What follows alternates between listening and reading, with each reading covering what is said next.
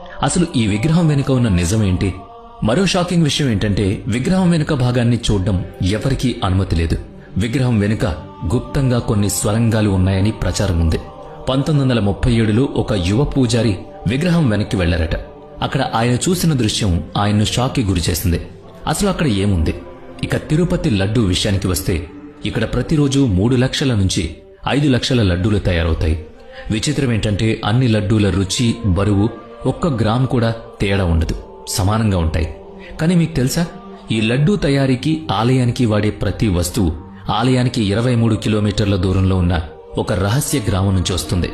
ఆ గ్రామంలోకి బయట వ్యక్తులకు ప్రవేశం లేదు. ఈ రోజు వరకు అక్కడికి ఎవరూ వెళ్లలేకపోయారు. ఇక్కడ మిస్టరీలు ఇంతటితో అయిపోలేదు. స్వామివారి ముందు వెలిగే ఒక దీపం గత 1000 సంవత్సరాలుగా ఆరిపోకుండా వెలుగుతూనే ఉంది. అందులో నూనె ఉండదు, వత్తు ఉండదు. మరి అది ఎలా వెలుగుతోంది? అలాగే భక్తుల తలనీలాలు సమర్పించడం వెనుక కూడా ఒక పెద్ద కారణం ఉంది. షాకింగ్ విషయం ఏంటంటే వెంకటేశ్వర స్వామి విగ్రహానికి ఉన్న జుట్టు అసలైనది. అది 1000 సంవత్సరాల నాటిదైనా ఇప్పటికీ చిక్కుపడదు, రాలదు. ఇది సైన్సా లేక మన ఊహకు అందని అద్భుతమా?